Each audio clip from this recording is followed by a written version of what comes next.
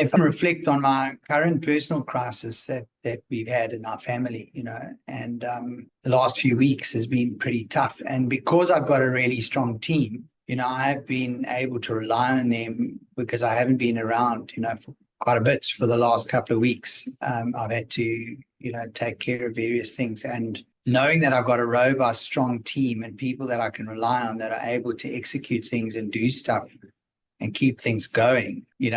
January was a good month for us. Even in spite of all of this, we had a record January. I think it's our best January ever.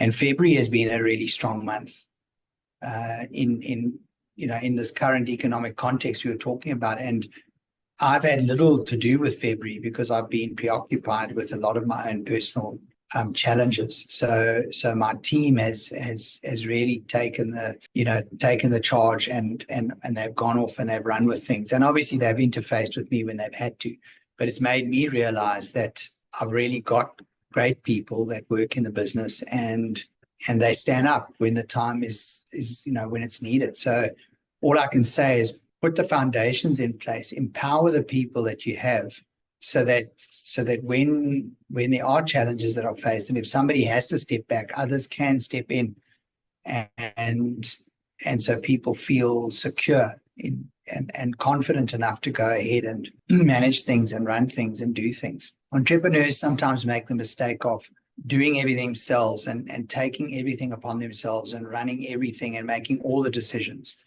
And then when there's a tough time for that leader, everything falls apart because they're not there and they can't influence things.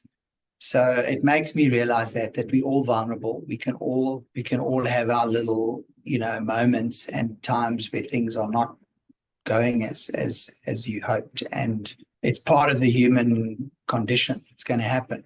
But it's like, who else is there in the team? So the team and the collective and the togetherness element has to be there. And we've got to build our businesses that way if we want to succeed for the long term, is to have those things in place. It's often a challenge when people sell because the entrepreneur themselves is always the business. You take that person out and the whole thing just collapses because there's nobody who can run with it. And I think that's been one of my aims, is to build something that's sustainable eventually without me. It does need a leader and it will need someone to replace me, but the building blocks are there and the foundations are there and the structure of the business and the systems and the people are there to allow it to function